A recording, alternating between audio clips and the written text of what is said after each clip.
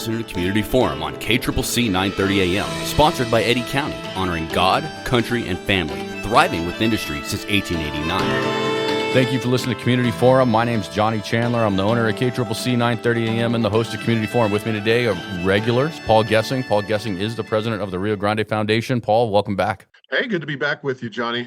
Yeah. I've seen you all over the news lately. Now, anybody that knows me here in this community knows that I'm a news nerd. I worked in the television news industry for almost 20 years. I own a radio station now. I watch more local news than just pretty much anybody down here. I'm all about those Albuquerque stations still. And you've been all over the place. I think you were on almost every media outlet that was floating around, written, blog post, television. And this was all related to what everybody in Albuquerque is calling Sweatshirt-Gate. So let me just, or at least that's what the Journal called it. The Albuquerque Journal called it Sweatshirt-Gate. Let me just preface with, I know we don't care that much about what happens in Albuquerque.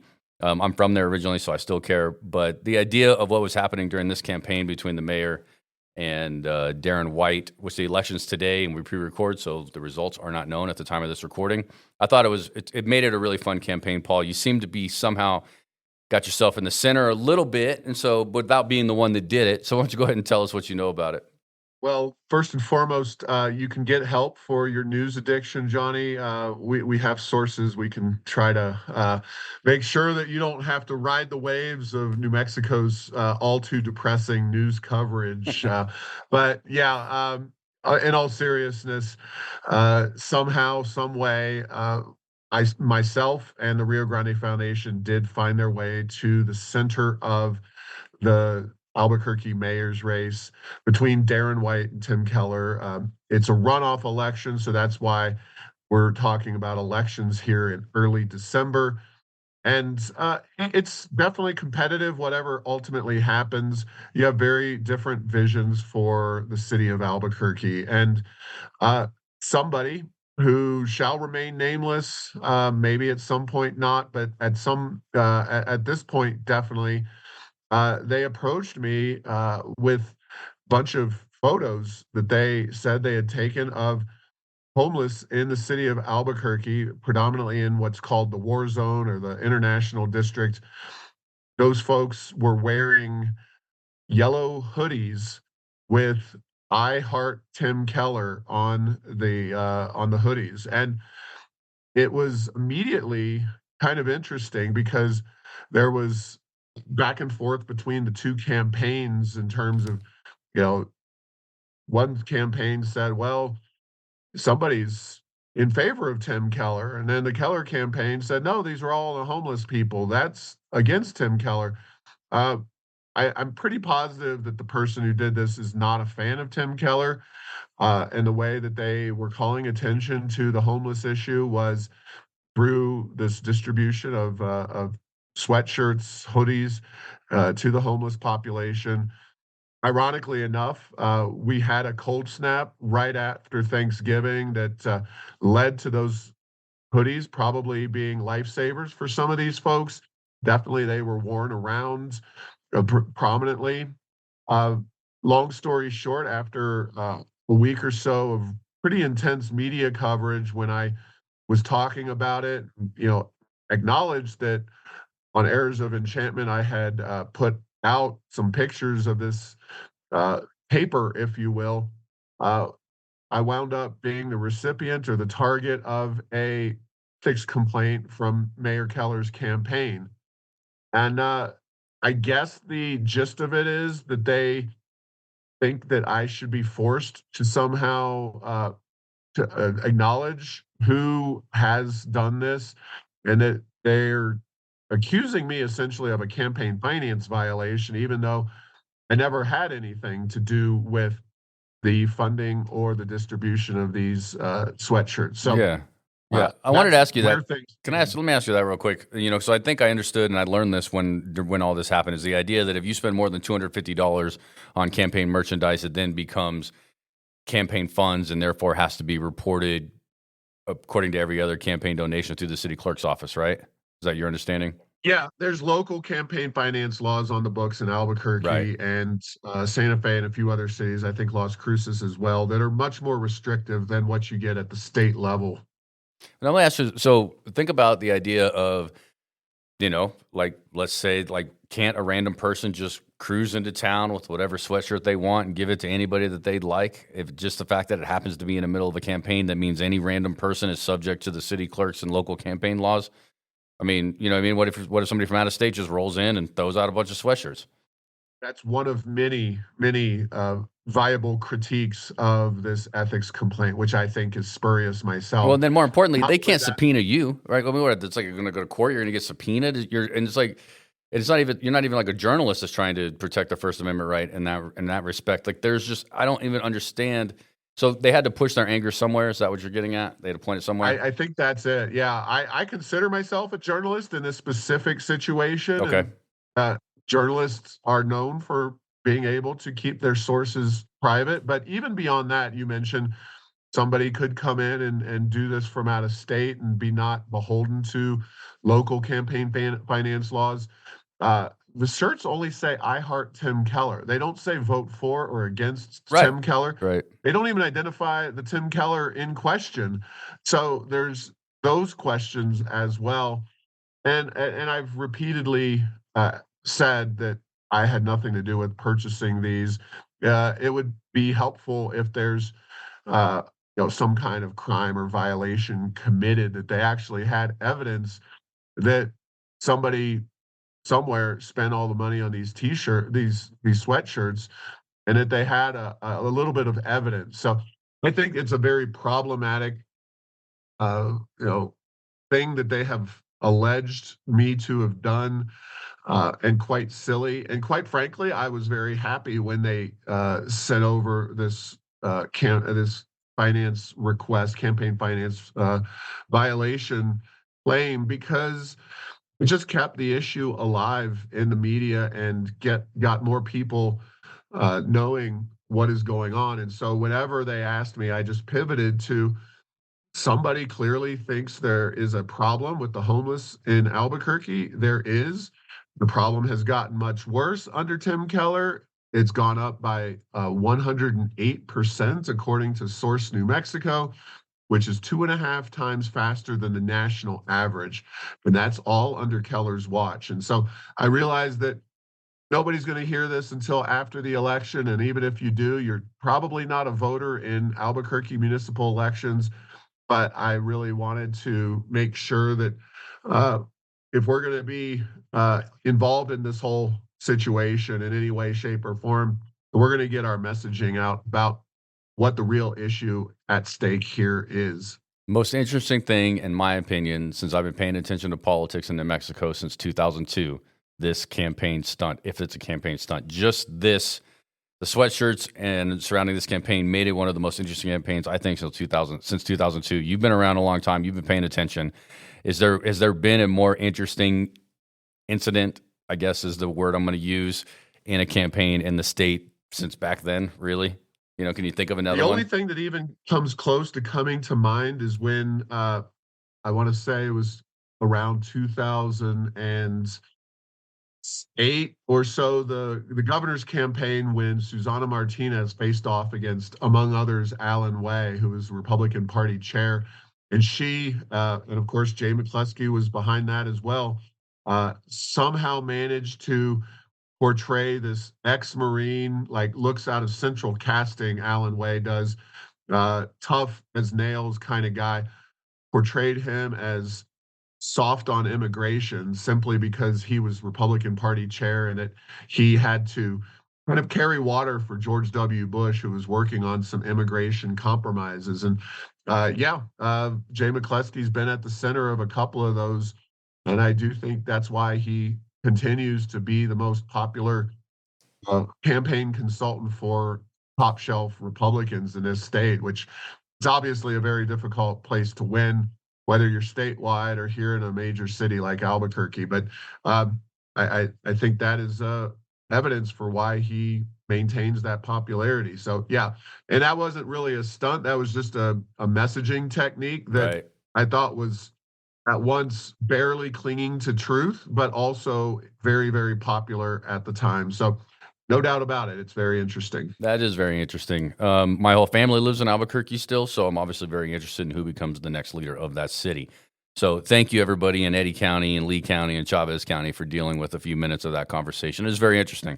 Let's move on. So errorsofenchantment.com is a website that you guys run and that you contribute to, I think, almost all the time. And I was looking on it, and I found that you said that New Mexico has zero economic freedom, or the lowest amount of economic freedom in the country. Yeah, not zero, but Okay. the Fraser Institute, a Canadian think tank that we work with, they're free market in nature. Even though they're in Canada, we still love them up there. But they have done a report since 1981 called Economic Freedom of North America, and that index. So the gist of it, from if you're a Canadian, you're always in this rivalry with the United States. You're trying to gauge various things, various characteristics, including economic freedom, which of course we believe very strongly overall impacts business friendliness, economic outcomes in the long term, and really reflects the approach to governance of the leadership of, in many ways, the state, also the local government, whether that's a province, a state, a Mexican state. So they have two different components to that, and it's an interesting read. I'll give you a quick synopsis. Alberta is very free market up in Canada. They would be right in the middle of U.S. states. Every other Canadian province is much more to the left than United States in general. Mexican provinces, Mexican states also very much to the left. But then you have a report that highlights just the 50 states and where do they stand. And unfortunately, for New Mexico, we have migrated now all the way to the very bottom of that report on economic freedom. Economic freedom means you can keep your own money. You're not taxed at exorbitant levels. The government doesn't spend exorbitantly. And then regulations are low and reasonable. They're not zero, they're reasonable. New Mexico's been at the bottom for some time, not at the very, very bottom, but at the bottom, towards the bottom. We were always saved by states like California, New York, Hawaii. But in this index, we wound up falling all the way to the very, very bottom. We are the least economically free state in the country. What is that driven by? I would point to specifically the fact that we have been in this oil and gas boom, which has generated massive revenues, which has generated a lot of spending and made government very bloated and not careful about how it spends money. And that's on top of what I would consider an already bloated state government. Just because we weren't in an economic oil and gas boom didn't mean we were already not bloated, inefficient state. But that got much, much worse.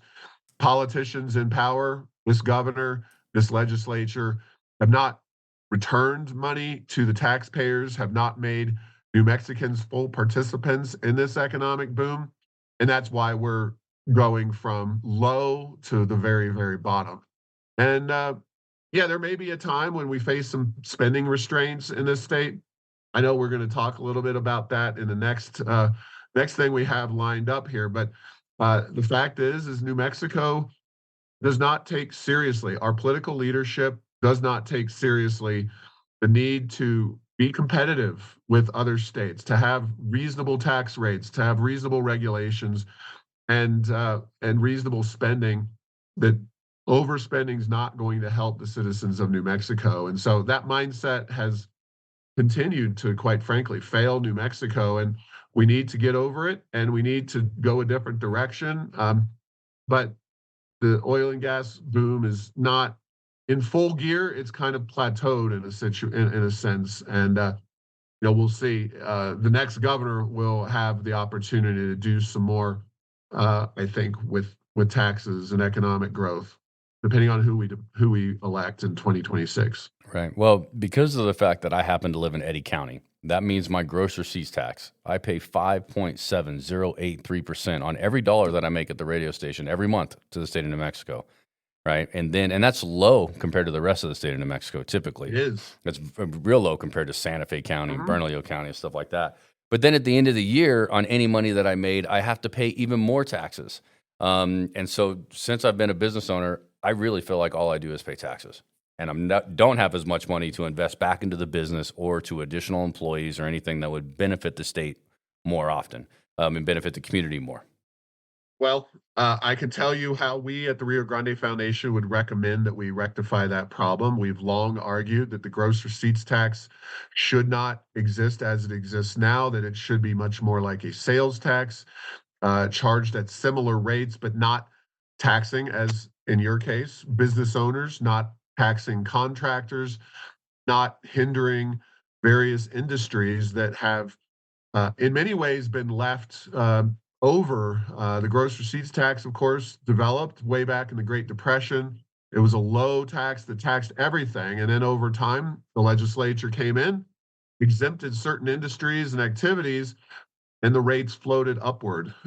We could be in a position, and we have been for several years now, to address that problem with the gross receipts tax so that small businesses, contractors, et cetera, including the oil and gas industry itself, don't have to pay the gross receipts tax at those onerous rates. And of course, as you mentioned, right here in Albuquerque, it's nearly 8%. In most of New Mexico, it's either close to 8 or over 8, almost 9% at that rate, which is even harder on those small businesses and others who have to pay the GRT as a business expense.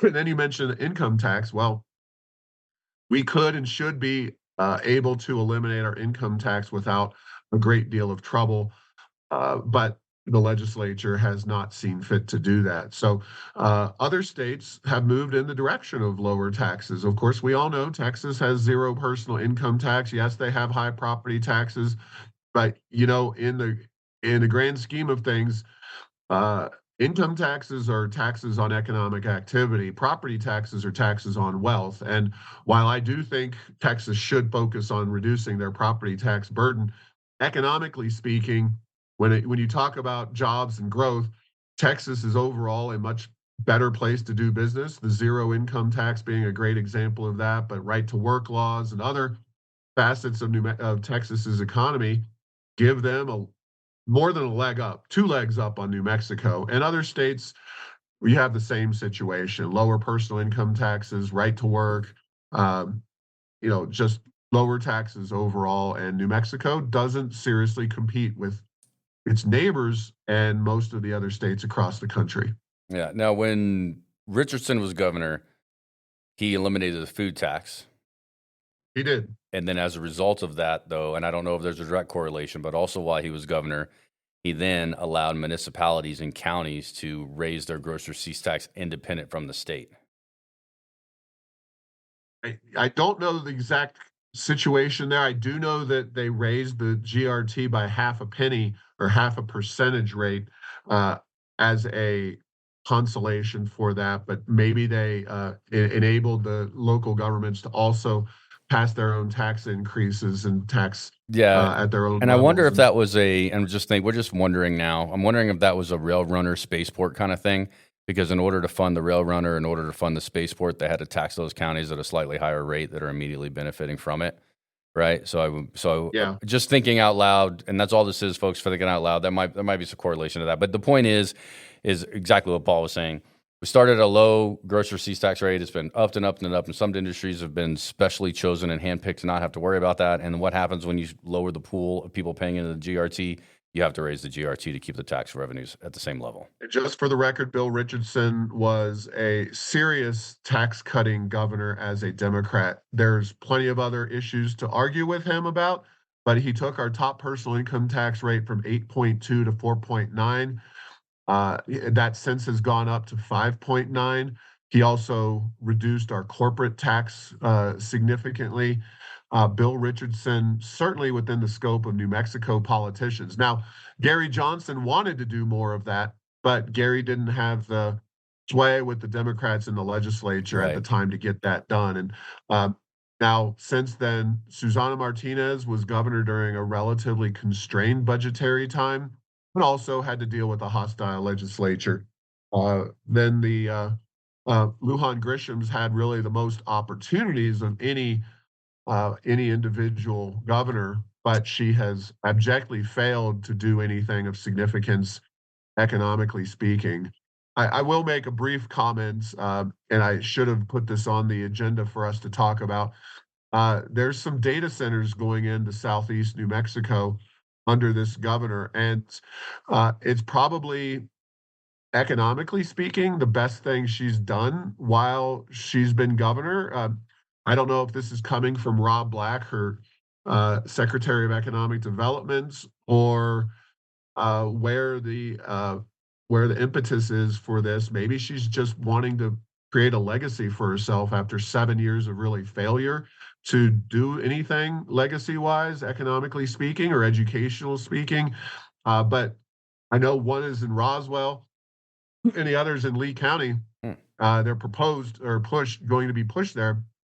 And one of the things that they're doing to make this possible is by essentially flouting the Energy Transition Act. They're allowing these facilities, including the one in Santa Teresa called Project Jupiter, to set up a microgrid that is essentially a power source off the grid that will allow those facilities, data centers, need constant electricity. They can't have downtime at all, even a second.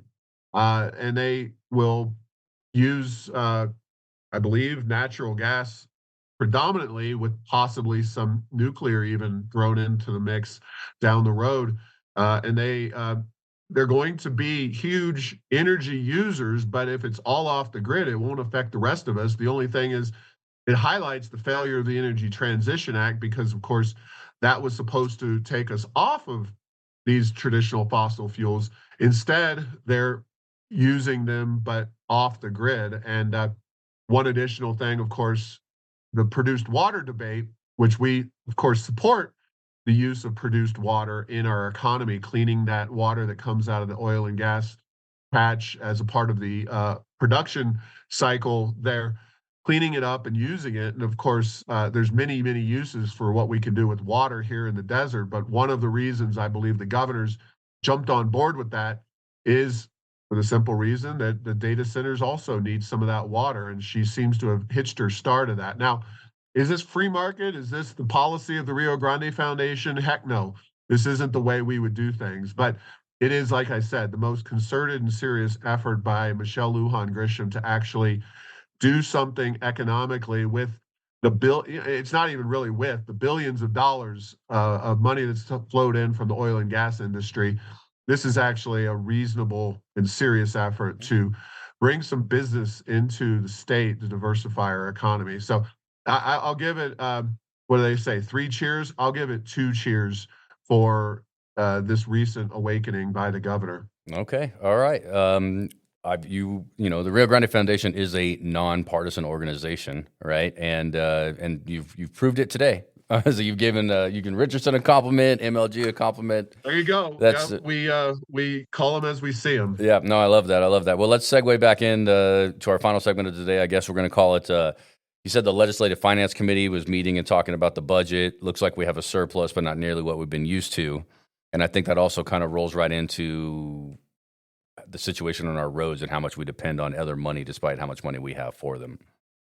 Sure. Well, back in 2019, and I'm using calendar years. I think that's the way the LFC, again, the internal think tank to the New Mexico legislature, they operate. We saw a massive oil and gas boom in 2019. Our revenue level as a state for the general fund was $7.8 billion.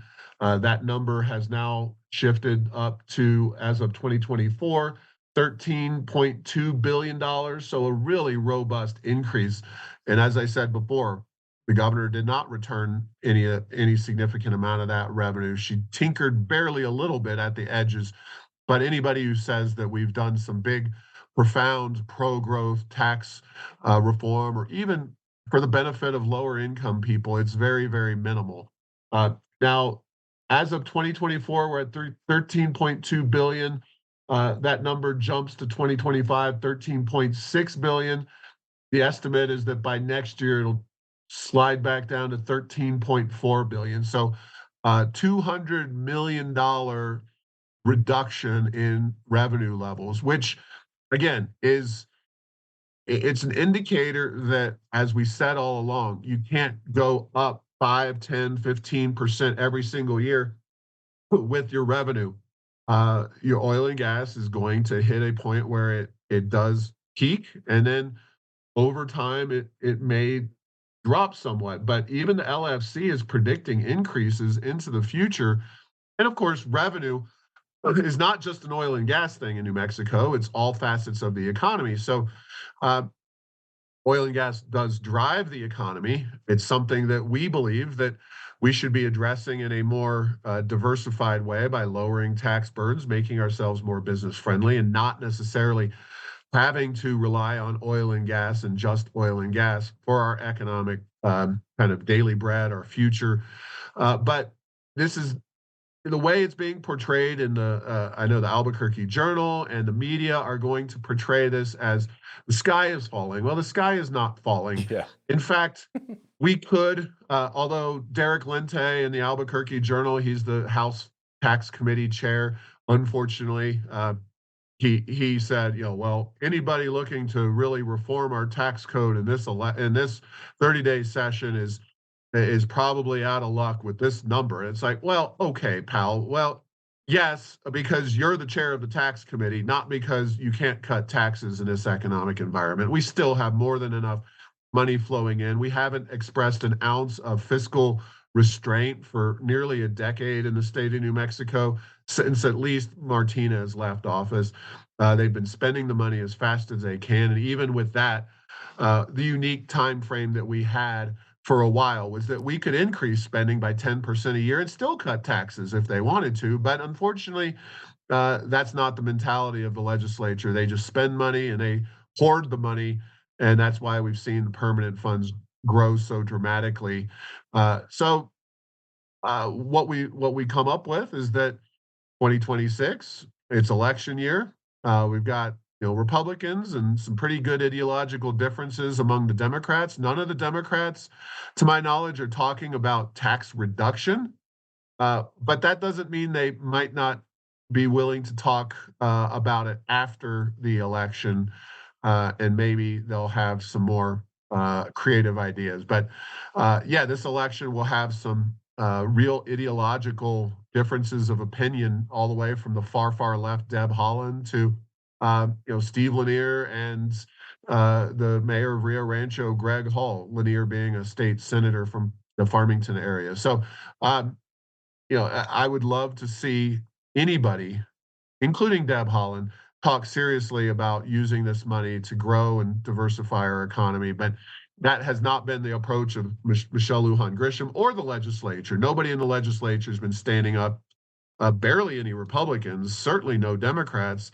The Democrats have basically gone along with whatever the governor said and just not pushed the issue of tax reduction. But yeah, we have plenty of money.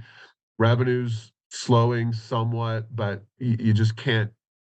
Numerically, mathematically, you can't keep that level of revenue growth going. So we're at a little bit of a plateau, but that's still a very, very generous revenue coming out of oil and gas, and broadly speaking, in our economy. New Mexico's fine. Don't let the Chicken Littles up there in the legislature and the governor's mansion fool you. Yeah, that media definitely, when it was published, it came across as in like, uh-oh, we might be in trouble. And then when you read the story, it's like, wait a minute, it's just a smaller surplus than we're used to. That's like over the last 10 years. It's It definitely is still so more money. frustrating because our media in New Mexico, and I realize you're in the media, you are exempt from this. Okay. Not going to exempt your former employer or any of the TV or newspaper outlets. They kind of just take that and run with it. That mentality of, oh, we're back to scarcity in New Mexico, and it's one of the fundamental problems that I think faces the state. And I don't think it's as common in Southeast New Mexico. Southeast New Mexicans have been through booms and busts, so they understand the the challenges of oil and gas, benefits of oil and gas, and the benefits of diversifying their economy. Whereas most people outside that area, that industry, they really look to government, federal or state or local, as where they're focusing their attention, and government tends to see the money as we got to get ours first. And if there's some left over, maybe, just maybe, we'll let you, the proletariat, have a little bit of it, but uh, not in this current economic situation. And, it's just amazing how different this state is governed now. Richardson was in power at a pretty auspicious time. Things were going very well, specifically natural gas in the state of New Mexico, not as much on the oil front, but uh, he was willing to do something ambitious, and then it really got thrown into a tizzy by the economic downturn of 2008, where things that happened not since the Depression impacted our economy, but it wasn't going to matter regardless. And you know, the mindset of New Mexicans seemed to really revert back to, we just got to keep all this money in the government or spend it, and government programs will make the difference. And that has not worked out. No. It's safe to say that that big government philosophy is not working in New Mexico's favor. Yeah. So I just think about, like, one of the things that you may not be able to relate to, because everybody likes low gas prices, right? Oh, great, low gas prices. I've got more money. It's costing me less to fill up my tank. When gas prices get too low down here, we get nervous. Like, I hear you. Yeah, we don't want speaking of super low gas prices down here. That means somebody's family member is going to get laid off. And speaking of that, we talked and have discussed the issue of the roads, and I know Southeast New Mexico faces a lot of issues with their roads. New Mexico's roads, the conditions have deteriorated dramatically. I cited a recent series of reports. It was basically like when a newspaper does 3 or 4 major stories on one policy area. They really looked at the roads and showed that New Mexico at 67% acceptable. That's the acceptableness of our roads. How many of our roads are considered acceptable by engineers who look at these things. That's the 3rd worst ratio in the country. Only Hawaii and Delaware are worse. Indiana has apparently the best roads in the country. I think they're at like 97, 98% acceptable, a far cry from New Mexico.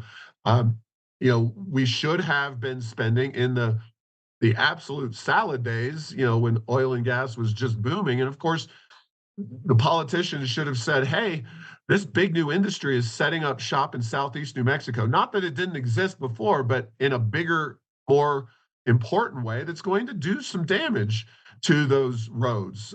Those big trucks do some damage. That's a flat out fact. And, other industries like these data centers, they require a lot of electricity. They require water. Well, oil and gas requires a number of roads and the ability to get their products and their machinery in and out of the oil patch.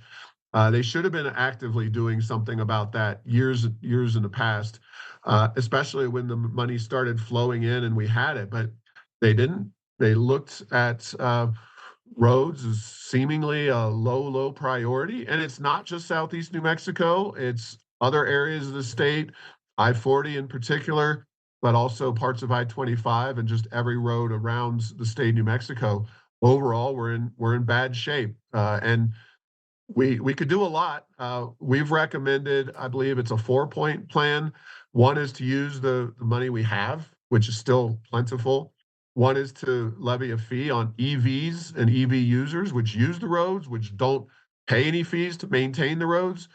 One is Davis-Bacon, reforming or repealing our Davis-Bacon law, which is a public construction law that increases the price of labor on roads and bridges and school buildings, et cetera. New Mexico has a very onerous one. And then taxing gasoline at the rack to capture some of those tribal dollars.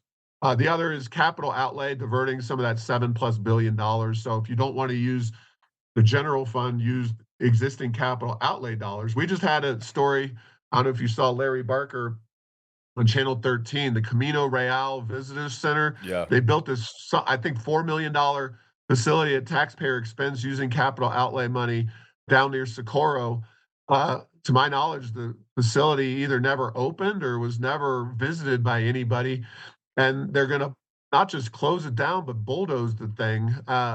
And this is the kind of thing that happens so often with our capital outlay money. We have $7.2 billion+ in that capital outlay funds that should be swept and used for roads as well. A lot of the projects that money is being held for are never going to happen or shouldn't happen. And we've got ways, we got plenty of money to build better roads in the state of New Mexico. It's got to be a priority in Santa Fe. And I realize I'm talking to the choir ideologically in Southeast New Mexico, but yeah, we certainly need the folks in Albuquerque, Santa Fe, Las Cruces to respond. And that's why we continue to bang the drum. So, All right, Paul, we're pretty much out of time, but I have one more question. Real quick answer on this one. Steve Pearce, right? Is he not? He's the choice to run BLM by Trump, correct? Right? Just what's your take on that? I think it's a great choice. Trump has always been solid on energy. I've got my disagreements with his trade and other policies, but Pierce is a great BLM manager. I actually had him on the podcast recently, so down the road you'll get that one to air. But great. Yeah, we talk. He can't really talk about it right now because he's going through the hearing process. But yeah, he'll be a fantastic BLM manager or whatever the title is, Secretary of the Bureau. Land Management, I think. It's a great fit. Yeah, his official title there. Sorry, we're not disrespecting that title, but I mean, we obviously down here in Southeast Mexico, we think that. We voted for him a bunch of times down here to be a congressman for us, so, and then the BLM land and the oil and gas is great. Paul Gessing, president of the Rio Grande Foundation, basically lead story past couple of weeks. Errorsenchantment.com. Give me the rest of your stuff. I always forget them. RioGrandeFoundation.org, and Tipping Point, New Mexico is our podcast that we have, and including the soon-to-be interview with Steve Pearce that we recorded. Wonderful. Paul Gessing, thank you very much, sir. Thanks, Johnny. Happy holidays. You're listening to Community Forum on KCCC 930 AM, sponsored by Eddy County, honoring God, country, and family, thriving with industry since 1889.